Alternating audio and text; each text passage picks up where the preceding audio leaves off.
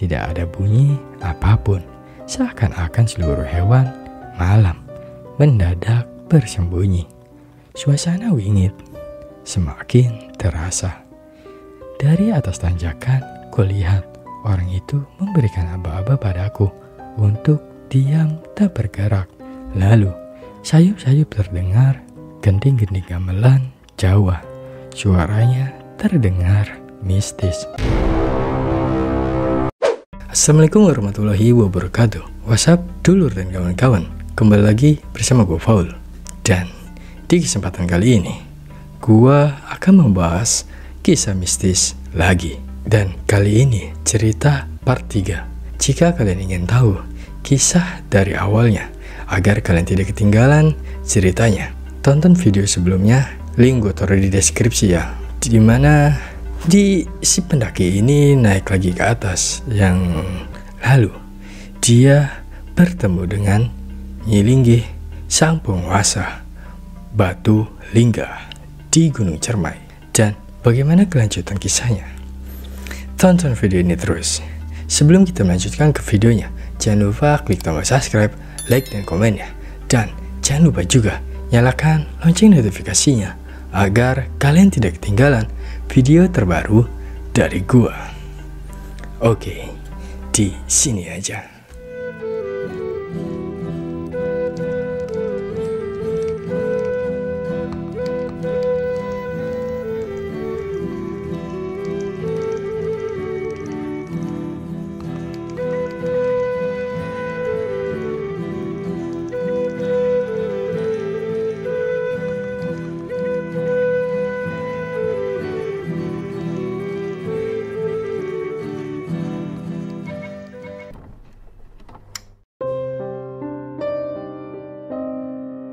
Membentang di depanku bukan lagi tanjakan terjal, melainkan tangga batu.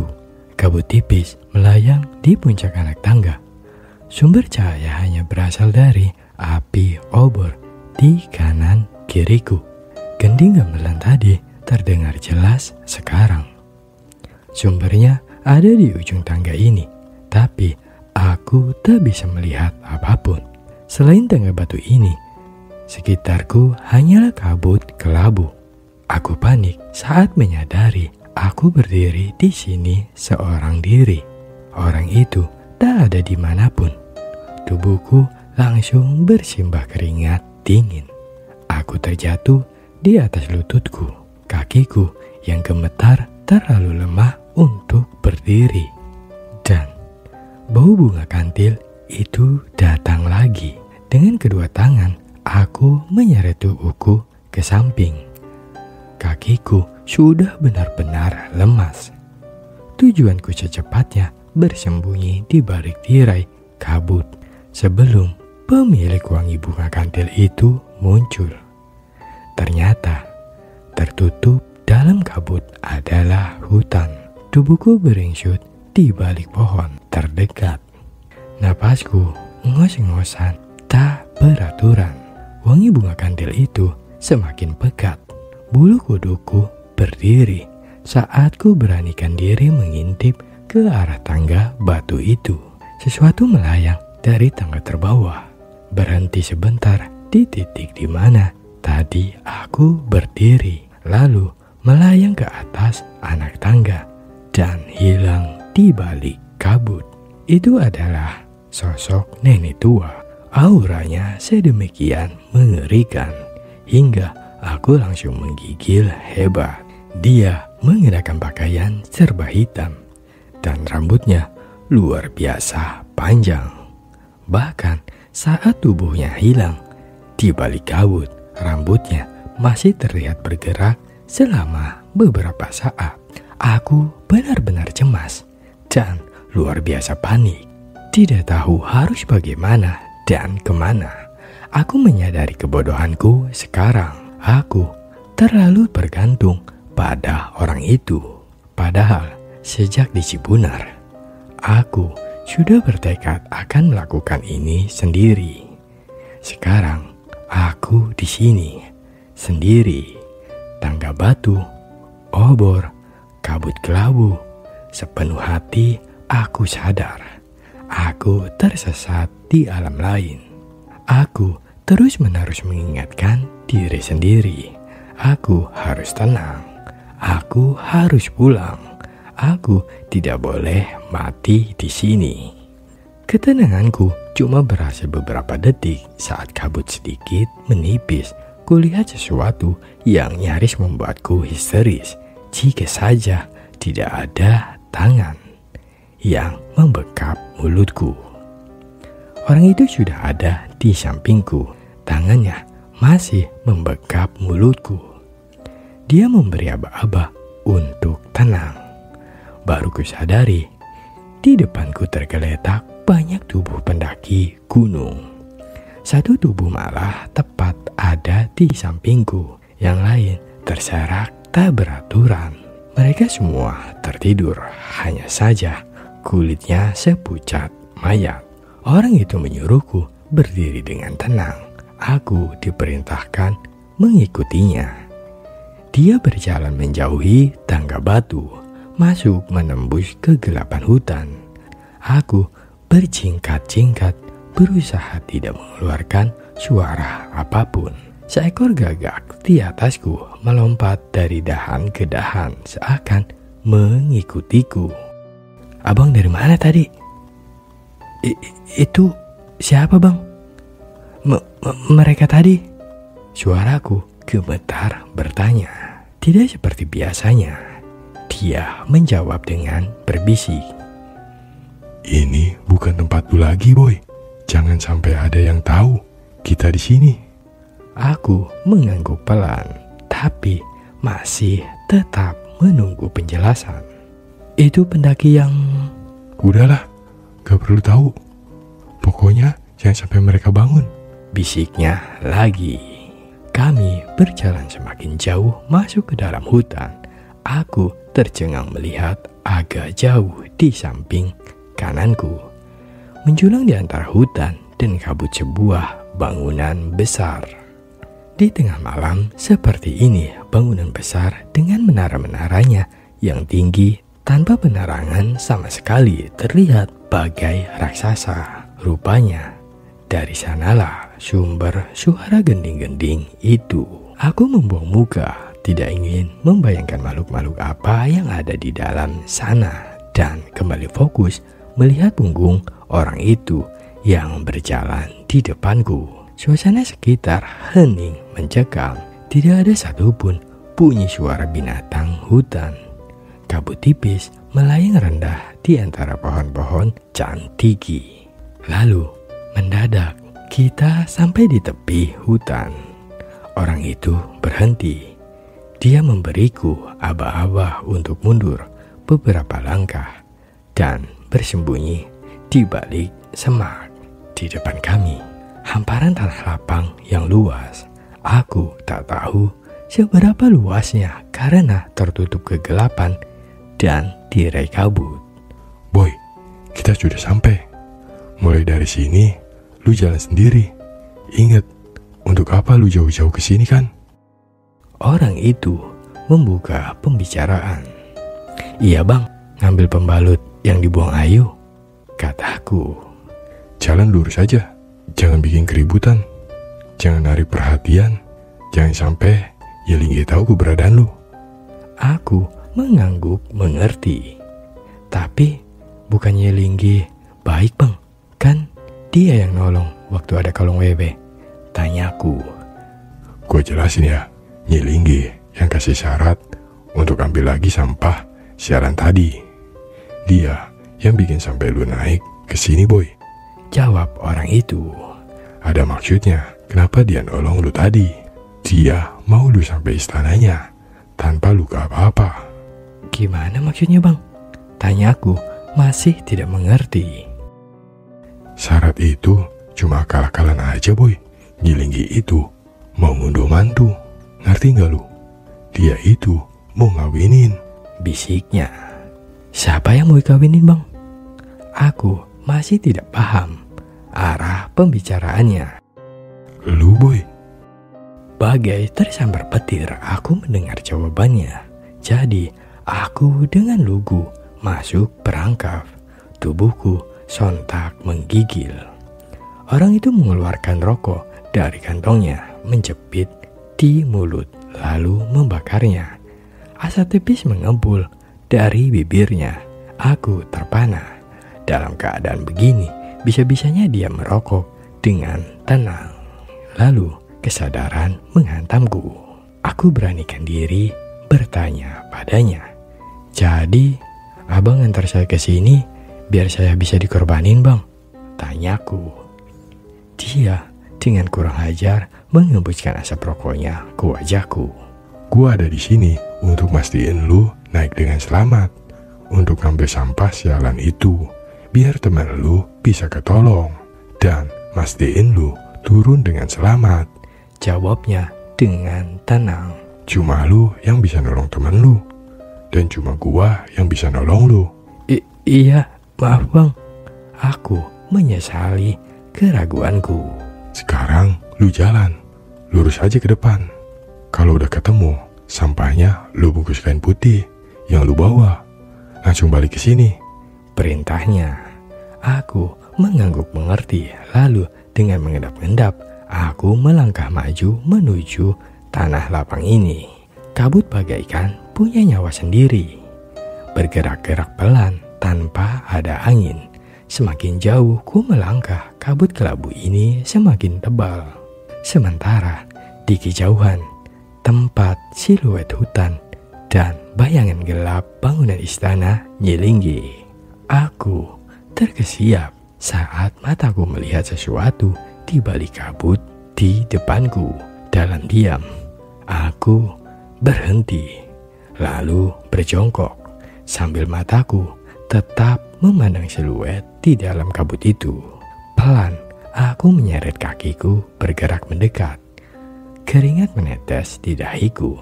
Semakin dekat, bayangan itu mulai terlihat semakin jelas. Nampak seperti gundukan sesuatu. Aku terkejut mendapati apa yang kulihat. Itu adalah kuburan baru. Nampak dari tanahnya yang masih merah dan gembur. Di atasnya tergeletak begitu saja, tampaknya adalah pembalut yang kemarin dibuang Ayu. Dari pembalut itu merembes darah segar berbau anyir. Lelehan darah itu mengalir ke bawah hingga akhirnya membuat genangan darah di atas kabut. Tubuhku mengejang membaca nama yang tertulis di nisan kuburan itu. Nama Ayu tertulis jelas di sana, lengkap dengan tanggal lahirnya. Bulu kuduku berdiri melihat tanggal kematiannya adalah tanggal hari ini. Dengan tangan gemetar, ku keluarkan kain putih dari kantong celanaku. Ku angkat pembalut yang masih terus menetes darah itu, dan segera ku bungkus dengan kain tadi. Seiring kabut yang semakin menipis, sudut mataku menyadari ada sesuatu yang bergerak-gerak. Aku berteriak histeris dan jatuh terduduk saat kabut menyibakkan tirainya. Nampak sesosok makhluk yang sedang menjilati darah di tempat genangan tadi. Wajahnya penuh dengan darah, lidahnya panjang terjulur, tangan dan kakinya menekuk seperti kucing. Rambut panjangnya lepek dan matanya menatap lurus ke arahku. Dengan kaki gemetar, aku beringsut mundur dengan perlahan, sebisa mungkin tidak membuat gerakan mendadak. Mata makhluk itu terus saja menatapku dengan pelan bergerak mundur. Tapi dia tetap di sana. Lalu ku rasakan sesuatu yang lembut tersentuh punggungku. Aku langsung berhenti dan dengan tegang menengok ke belakang. Tubuhku membeku, berdiri tepat di belakangku dengan rambut terurai panjang hingga ke tanah. Nyilinggi. Tubuhku menggigil tak terkendali. Tidak sedikit pun aku mampu bergeser. Makhluk itu terus menatapku. Wajahnya yang penuh darah nampak berkilat saat tertimpa cahaya bulan. Di belakangku, jubah hitam Nyi Linggih nampak bergoyang-goyang tertiup angin. Dari sudut mataku, kulihat tangannya bergerak hendak meraihku. Tak mampu bergerak, mataku membelalak dengan ngeri saat jari-jari pucatnya menyentuh pundakku. Dengan kalut, aku mencoba mengingat doa apa saja. Tapi pikiranku yang panik tak mampu mengingat satu doa pun. Aku mampu menguasai lagi tubuhku saat ku dengar bunyi kepakan sayap lewat di telingaku. Seekor gagak hitam terbang di antara aku dan Nyi Linggih, lalu hinggap di atas nisan kuburan Ayu. Kepala burung itu bergerak-gerak, matanya yang hitam seakan melihat padaku. Lalu tiba-tiba dia berkoak dengan kencang dan terbang ke arahku. Aku berteriak ketakutan sambil menutupi wajah dengan tangan, mencoba menghindari cakaran burung hitam itu. Tapi dia lewat begitu saja, dan di saat yang bersamaan terlepas juga kuku Nyi Linggih yang menancap di pundakku. Sadar, aku segera beringsut ke samping dengan cepat, menghindari keapayan tangan Nyi Linggih. Lalu dengan kaki gemetar, aku berbalik arah dan berlari secepat yang aku mampu. Aku berlari tak tentu arah. Kabut kelabu menghalangi pandanganku. Yang kupikirkan hanyalah bergerak terus sejauh mungkin, membayangkan tangan pucat Nyi Linggih menggapai punggungku, membuat seluruh tubuhku gemetar. Sebuah siluet hitam muncul mendadak di depanku, tak mampu menghindari. Aku terjatuh, berguling-guling di tanah. Aku langsung bangkit, waspada. Mataku nyalang melihat sekeliling, berusaha mencari sosok Nyi Linggih dan makhluk darah tadi. Mereka tidak terlihat di mana-mana. Sekelilingku hanya kabut tebal. Tidak juga terdengar suara apapun. Di depanku nampak gundukan tanah, sebuah kuburan lagi. Aku terjatuh karena menghindari kuburan ini yang tiba-tiba muncul di tengah kabut. Sedetik bulu kuduku berdiri, takut jika ternyata aku cuma berputar-putar di tempat. Tapi sekilas pandang aku langsung lega. Ini bukan kuburan baru, ini kuburan yang berbeda. Nisannya dari batu yang sudah dipenuhi lumut. Dengan pelan, aku bergeser mendekat. Aku bersembunyi di balik batu nisan. Dari baliknya, dengan ketakutan, aku mencari-cari sosok yang mendekat. Tapi yang nampak hanya kabut. Kesempatan ini kugunakan untuk mengatur nafas dan menenangkan riuh detak jantungku. Dengan pelan, kusentuh kantong celanaku, khawatir jika pembalut itu jatuh. Tapi benda itu masih di sana. Kepakan sayap terdengar lagi, dan tiba-tiba dari balik kabut, gagak hitam itu muncul dan langsung mendarat di batu nisan di atas kepalaku. Aku kaget setengah mati, menghindar berguling, menjauh. Gagak itu diam di sana seakan tak peduli. Dia mengembangkan sayap hitamnya dan mulai mematuk-matuki sayap itu. Aku masih mengawasinya waspada. Berbagai kejadian malam ini mengajarkanku apapun bisa terjadi. Tapi aku tak ingin mengalihkan pandangan dari burung ini. Aku meyakinkan diri agar siap jika burung itu berubah menjadi kuntilanak atau setan apapun. Tapi burung itu sama sekali tidak mempedulikanku. Dia mengepakkan sayapnya lalu turun ke atas pusaran kuburan itu. Paruhnya mematuki lumut yang tumbuh subur menutupi nisan. Sesuatu melintas di pikiranku. Pelan ku dekati batu nisan berlumut itu. Dengan tangan gemetar, ku cabut perlahan lumut-lumut yang nampaknya sudah tumbuh di batu nisan ini bertahun-tahun tanpa pernah dibersihkan. Ketika ku tarik, akar-akar serabutnya juga menarik lepas serpihan semen. Batu nisan ini sudah sedemikian rapuhnya. Cahaya bulan terlalu lemah untuk membantuku melihat apa yang terpahat di nisan ini. Jadi, aku menempelkan jariku, berusaha membacanya dengan tangan. Huruf pertama yang terbaca adalah huruf M. Berikutnya, tanpa susah payah, aku mengenali huruf O. Aku kesulitan mengenali huruf berikutnya. Pahatannya sudah aus. Guratan hurufnya agak samar. Sebuah tangan tiba-tiba muncul dari belakang dan menarik tanganku. Aku langsung histeris. Kaki dan sebelah tanganku yang bebas dengan panik memukul dan menendang-nendang, berusaha melepaskan diri dari cengkeraman makhluk apapun itu. Lalu, sebuah suara yang kukenal. Hormatin, orang yang udah mati, boy. Aku membuka mataku. Orang itu berdiri tegak di belakangku. Ayo gerak, waktu lu gak lama lagi, kata orang ini lagi sambil berjalan menjauh. Aku terseok-seok mengikuti langkahnya yang tampak terburu-buru. Kabut tebal kelabu masih mengelilingi kami, tapi orang itu nampaknya mengerti arah langkahnya. Sebentar-sebentar aku menoleh ke belakang. Firasatku mengatakan ada sesuatu yang mengikuti. Tapi tiap kali ku toleh yang ada hanya kekosongan. Kabut semakin menipis, tapi perasaan mencekam malah kian terasa.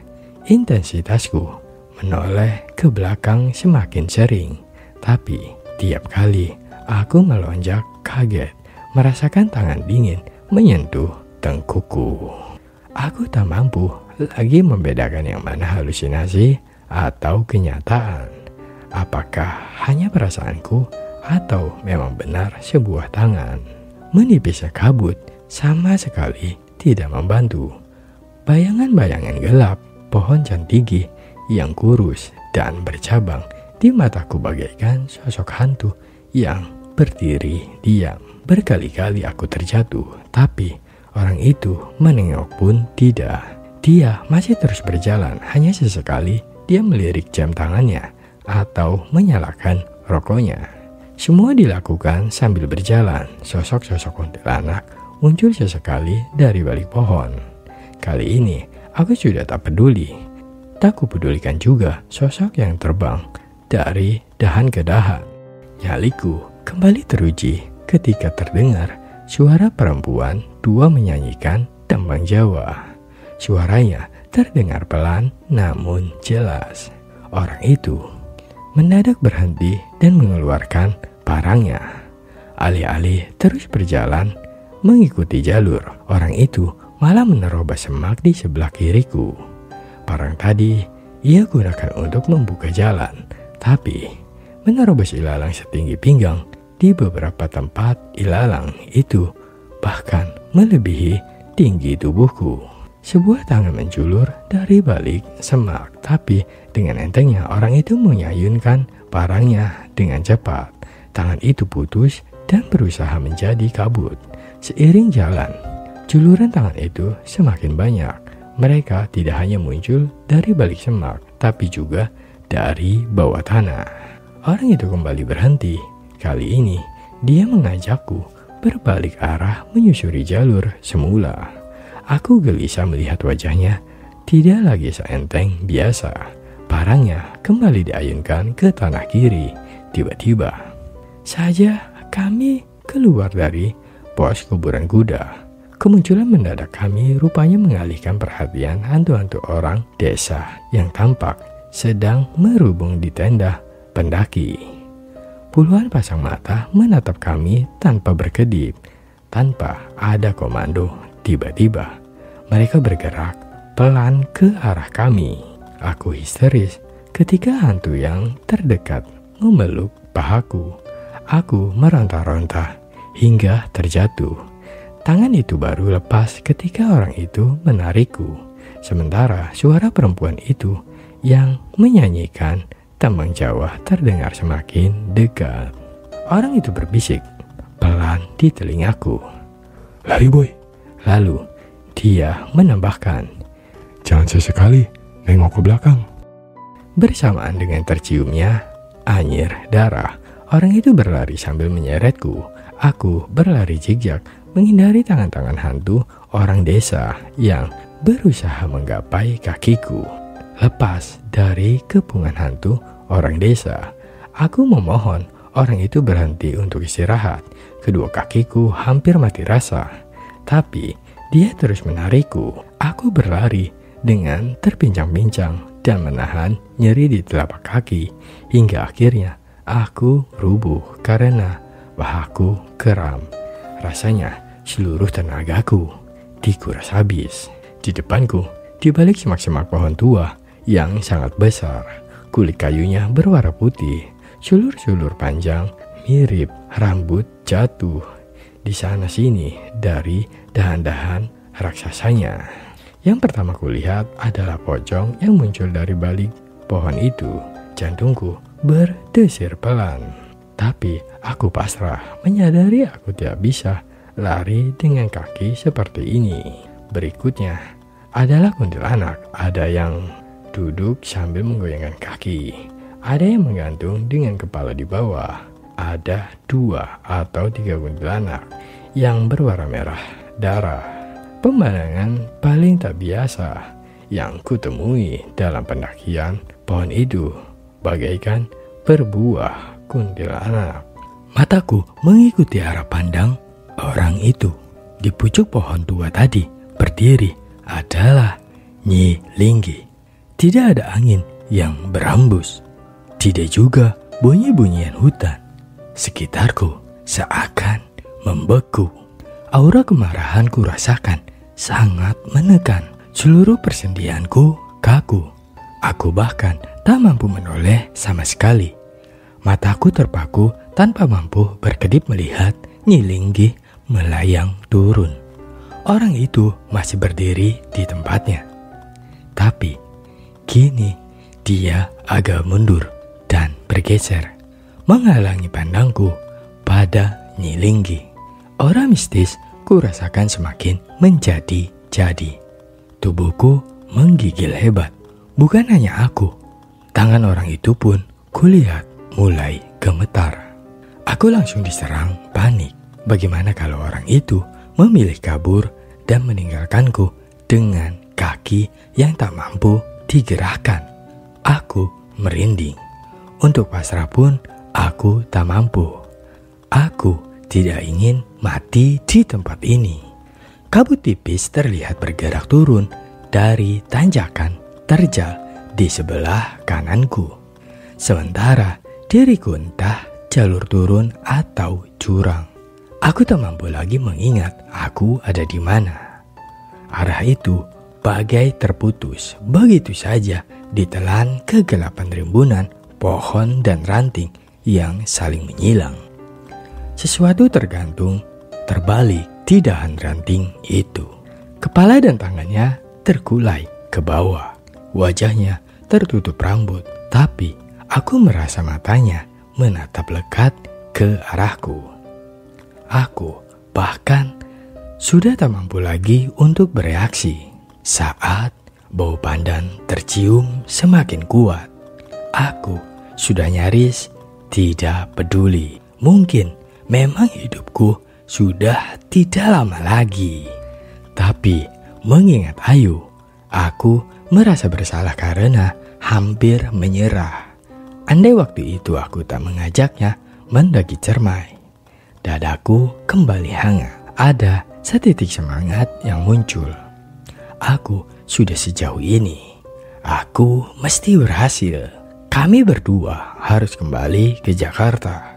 Kembali ke kehidupan normal kami yang biasa. Seiring ketenangan yang muncul, kakiku kembali mampu bergerak walau lemah. Perlahan ku coba berdiri. Rupanya itu hanya ketenangan palsu. Kembali aku terjatuh. Kakiku terlalu lemah untuk berdiri.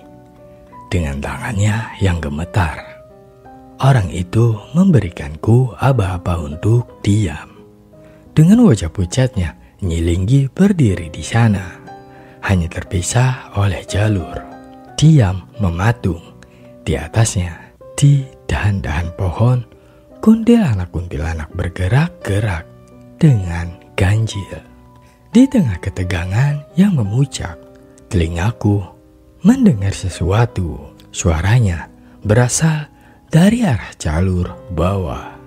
Mataku membelalak ketika sesuatu itu akhirnya muncul. Itu adalah rombongan beberapa pendaki yang naik malam. Orang yang terdepan nampak membawa carrier ukuran besar, membuat jalannya membungkuk. Di belakangnya mengekor 2 orang lain. Jalannya terseok dan tampak kepayahan. Aku tegang menyaksikan mereka melintas pelan di antara orang itu dan Nyilinggi. Tapi seperti pendaki sebelumnya, mereka pun nampaknya tak melihat kami. Semua mata menatap para pendaki itu. Bola mata Nyilinggi bergerak mengikuti langkah pendaki terakhir yang tiba-tiba berhenti. Jantungku mencelos mendengar pendaki itu berteriak memanggil 2 temannya. "Oi, setan, istirahat dulu sebentar. Capek banget gua ini, anjing." Dengan takut-takut ku beranikan diri melihat Nyilinggi. Aku ngeri mendengarkan reaksinya, mendengar ocehan tidak sopan barusan. Dengan pelan dan terpatah-patah, kulihat wajah Nyilinggi menoleh ke pendaki itu. Matanya merah dan jelas nampak marah. Aku komat-kamit berdoa supaya pendaki itu segera pergi, tapi dia masih diam di sana. Tangannya tertumpu pada trekking pole. Dia kelihatannya sedang mengatur nafasnya yang kembang-kempis. 2 temannya berdiri menunggu tidak jauh di atasnya. Salah seorang berteriak, "Tanggung sedikit lagi, nanti ngecamp di tanjakan Seruni aja." Seorang yang lain menambahkan, "Udah gue bilang, lebih enak lewat Palutungan kalau naik. Turunnya baru lewat Linggarjati. Lu ngeyel kalau dibilangin." Pendaki terakhir itu tertawa-tawa, kurang ajar sambil berkata, "Sama aja lah, lewat mana aja. Ini emang gunung gak bener. Semua jalurnya yusahin, gunung brengsek." Dalam sekejap, suasana berubah. Udara seakan sedingin es. Tangan pucat Nyilinggi bergerak, tampak mengancam dengan kuku-kukunya yang runcing dan hitam. Sesosok bayangan hitam bergerak cepat dan menabrak pendaki itu yang sama sekali tidak menyadari situasi. Aku menunggu dengan tegang yang akan terjadi. Tapi sosok hitam yang masuk ke tubuhnya rupanya tidak langsung menampakkan efeknya. Dia masih tertawa-tawa dengan kurang ajar. Dengan jari-jarinya yang panjang, tangan Nyilinggi terulur sambil dia melangkah ke arah pendaki itu. Aku yang tak mampu bersuara hanya bisa menutup mulutku dengan tangan. Mataku membelalak lebar. Orang itu yang sejak tadi berdiri di depanku juga bergerak. Kulihat dadanya naik turun dengan cepat. Lalu tiba-tiba dia menggeram keras disusul suara auman harimau. Aku berteriak histeris sambil menutup telinga. Suaranya menggelegar, bergaung-gaung, menembus hutan. Beberapa sosok kuntilanak terlihat langsung menghilang. Ketiga pendaki itu jelas ikut mendengar auman itu kali ini. Ketiganya dengan panik berlari tunggang-langgang. Langkah Nyilinggi terhenti mendengar auman barusan. Tanpa membalikan tubuhnya, wajahnya berputar menghadap orang itu. Matanya mendelik menakutkan. Sekarang dia bergerak ke arah kami. Orang itu tiba-tiba menjatuhkan diri. Badannya sekarang merangkak. Jari tangannya menancap ke tanah. Kembali terdengar geraman-geraman kecil dari mulutnya. Aku yang ketakutan semakin merapatkan diri ke pohon di belakangku. Tanganku gemetaran hebat sambil menutup telinga. Sementara di depanku, orang itu dan Nyilinggi saling menatap. Bola mata Nyilinggi bergerak berpindah-pindah dengan cepat pada orang itu dan aku. Lalu, tanpa membuka mulutnya, dia mengeluarkan suara yang kering dan dingin. Ku makan kalian semua. Aku hampir pingsan ketika mendadak sesuatu melintas di depanku.